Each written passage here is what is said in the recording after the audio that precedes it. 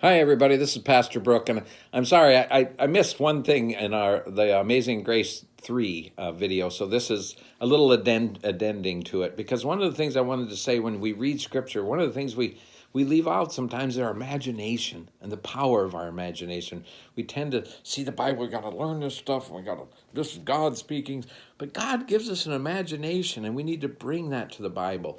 Brian McLaren, in his book, We Make the Road by Walking, talks about miracles and how he struggled with miracles. He said, and let me just read what he says here, because I think it's so important. If we find it easy to believe in miracles, the Gospels are a treasure of information. But you still have to deal with one problem. The miracles in the Gospels easily stir hopes that are almost always dashed in people's lives today. For example, in Matthew 9, you read about a little girl being raised from the dead. But since that time, millions of faithful, praying parents have grieved lost children without miraculous happy endings. Why not? In Matthew 14, you read about fish and bread being multiplied to feed the hungry. But since then, that day, how many millions of faithful, praying people have slowly starved and no miracle came?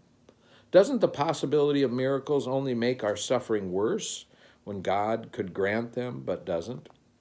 It's all so much worse if accusatory blame than blame the victim for not having enough faith. And I've witnessed that sometimes.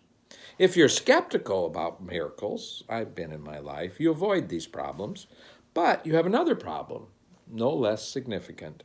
If you're not careful, you can be left with a reduced world. That's so sad. A disenchanted, mechanistic world where the impossible is always and forever impossible. You may judge the miracle stories in the gospel as silly legends, childish make-believe, false advertising, or deceitful propaganda. But in banishing what you regard as superstition, you may also banish all meaning and hope. If you lock out miracles, you can easily lock yourself into a closed mechanistic system, a small box where God's existence doesn't seem to make much difference. I've been there. There is a third alternative, and I love this. A response to the question of miracles that is open to both skeptics and believers in miracles alike.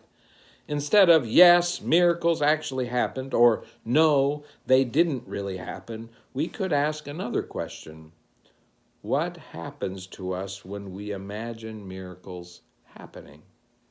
In other words, perhaps the story of a miracle is intended to do more than inform us about an event that supposedly happened in the past, an event that, if you were to believe it, might prove something else.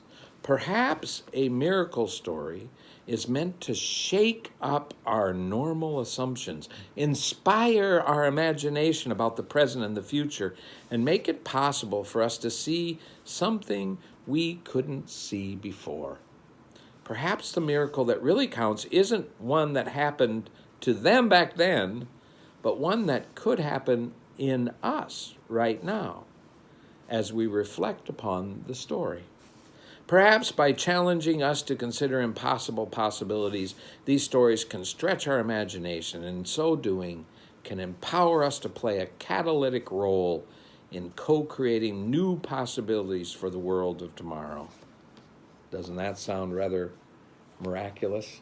He goes on then to have us look at the passage of Scripture where Jesus is called to make water out of wine. There's this wedding, and they don't have wine, they just have water, and they're all complaining about it. So Jesus' mother says, hey, Jesus, turn water into wine.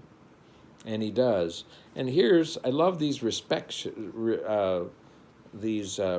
questions that Brian McLaren, I want you to do this as an exercise today. Read that scripture passage and then use these questions. In what ways are our lives and our religions and our cultures like a wedding banquet that is running out of wine? That's a great question. What are we running out of?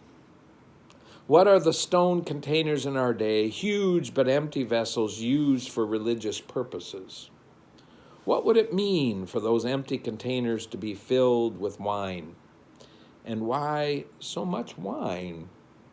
Can you imagine what 180 gallons of wine would mean in a small Galilean village? What might that superabundance signify? What might it mean for Jesus to repurpose containers used to separate the clean from the unclean? And what might it mean for God to save the best for last? Those are great questions. Bring your imagination. Love that. Bring your imagination to the Bible, your curiosity. Great things happen. Have a great day.